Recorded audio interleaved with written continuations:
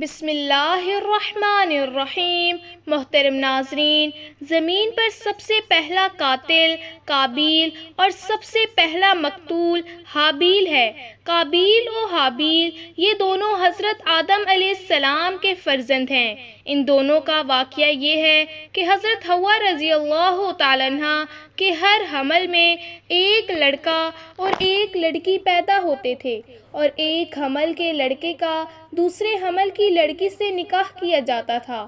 اس دستور کے مطابق حضرت آدم علیہ السلام نے قابیل کا نکاح لفظہ سے جو حابیل کے ساتھ پیدا ہوئی تھی کرنا چاہا، مگر قابیل اس پر راضی نہ ہوا کیونکہ اکلیمہ زیادہ خوبصورت تھی، اس لیے وہ اس کا طلبگار ہوا۔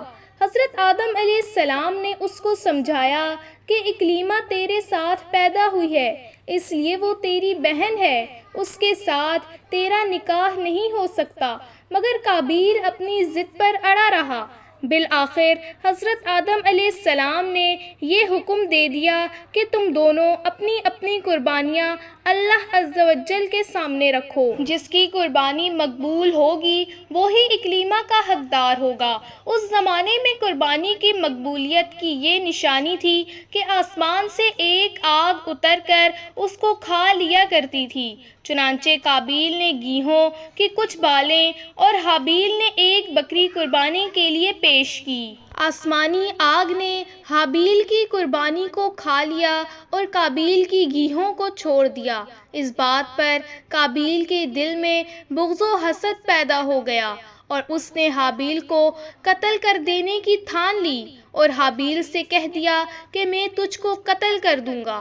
حابیل نے کہا کہ قربانی قبول کرنا اللہ پاک کا کام ہے اور وہ متقی بندوں ہی کی قربانی قبول کرتا ہے۔ اگر تو متقی ہوتا تو ضرور تیری قربانی قبول ہوتی۔ ساتھ ہی حابیل نے یہ بھی کہہ دیا کہ اگر تو میرے قتل کے لیے ہاتھ بڑھائے گا تو میں تجھ پر اپنا ہاتھ نہیں اٹھاؤں گا، کیونکہ میں اللہ پاک سے ڈرتا ہوں۔ میں یہ چاہتا ہوں کہ میرا اور تیرا گناہ دونوں تیرے ہی پلے پڑے اور تو دوزخی ہو جائے، کیونکہ بے انصافوں کی یہی سزا ہے۔ آخر قابیل نے اپنے بھائی حابیل کو قتل کر دیا۔ بے وقت قتل حابیل کی عمر 20 برس کی تھی اور قتل کا یہ حادثہ مکہ مکرمہ میں جبل سور کے پاس یا جبل حرا کی گھاٹی میں ہوا، اور بعض کا قول ہے کہ بصرہ میں جس جگہ مسجد اعظم بنی ہوئی ہے منگل کے دن یہ سانحہ ہوا۔ جب قابیل نے حابیل کو قتل کر دیا تو چونکہ اس سے پہلے کوئی آدمی مرا ہی نہیں تھا، اس لیے قابیل حیران تھا کہ بھائی کی لاش کا کیا کروں۔ چنانچہ کئی دنوں تک وہ لاش کو اپنی پیٹھ پر لدے پھرا۔ پھر اس نے دیکھا کہ 2 کوے آپس میں لڑ رہے ہیں اور ایک نے دوسرے کو مار ڈالا۔ پھر زندہ کوے نے اپنی چونچ اور پنجوں سے زمین کھرید کر ایک گڑھا کھودا اور اس میں مرے ہوئے کوے کو ڈال کر مٹی سے دبا دیا۔ یہ منظر دیکھ کر قابیل کو معلوم ہوا کہ مردے کی لاش کو زمین میں دفن کرنا چاہیے۔ چنانچہ اس نے قبر کھود کر اس میں بھائی کی لاش کو دفن کر دیا۔ جب حابیل قتل ہو گئے تو 7 دنوں تک زمین میں زلزلہ رہا اور پرندوں اور درندوں میں اضطراب اور بے چینی پھیل گئی، اور قابیل جو بہت ہی گورا اور خوبصورت تھا، بھائی کا خون بہاتے ہی اس کا چہرہ بالکل کالا اور بدصورت ہو گیا۔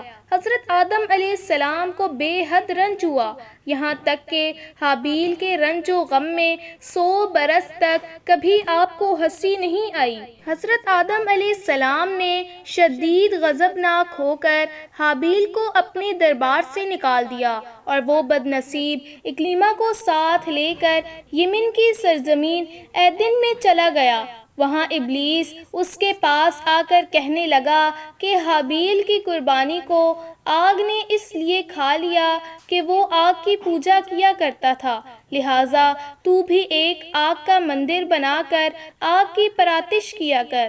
چنانچہ قابیل پہلا وہ شخص ہے جس نے آگ کی عبادت کی اور یہ روئے زمین پر پہلا شخص ہے جس نے اللہ پاک کی نافرمانی کی اور سب سے پہلے زمین پر خون حق کی، اور یہ پہلا وہ مجرم ہے جو جہنم میں سب سے پہلے ڈالا جائے گا۔ اور حدیث شریف میں ہے کہ روئے زمین پر قیامت تک جو بھی خون حق ہوگا قابیل اس میں حصے دار ہوگا، کیونکہ اسی نے سب سے پہلے قتل کا دستور نکالا، اور قابیل کا انجام یہ ہوا کہ اس کے لڑکے نے ایک اندھا تھا، اس کو ایک پتھر مار کر قتل کر دیا، اور یہ بدبخت نبی زادہ ہونے کے باوجود آگ کی پراتش کرتا رہا اور کفر و شرک کی حالت میں اپنے لڑکے کے ہاتھ سے مارا گیا۔ حابیل کے قتل ہو جانے کے 5 برس بعد حضرت شیث علیہ السلام پیدا ہوئے، جبکہ حضرت آدم علیہ السلام کی عمر شریف 130 برس کی ہو چکی تھی۔ آپ نے اپنے ہونہار فرزند کا نام شیث رکھا۔ یہ شیرانی زبان کا لفظ ہے اور عربی میں اس کے مطلب ہے حبۃ اللہ، یعنی اللہ کا عطیہ۔ حضرت آدم علیہ السلام نے 50 صفحے جو آپ پر نازل ہوئے تھے، ان سب کی حضرت شیث علیہ السلام کو تعلیم دی اور ان کو اپنا وصی و خلیفہ اور سجدہ نشیں بنایا، اور ان کی نسل میں خیر و برکت ہونے کی دعائیں مانگیں۔ ہمارے نبی حضرت محمد صلی اللہ علیہ وآلہ وسلم انہی حضرت شیث علیہ السلام کی اولاد میں سے ہیں۔ اس واقعے سے ہمیں چند باتیں سیکھنے کو ملتی ہیں۔ دنیا میں سب سے پہلا جو قتل اور خون ناحق ہوا وہ ایک عورت کے معاملے میں ہوا، لہٰذا کسی عورت کے فتنہ عشق میں مبتلا ہونے سے خدا کی پناہ مانگنی چاہیے۔ قابیل نے جذبہ حسد میں گرفتار ہو کر اپنے بھائی کو قتل کر دیا۔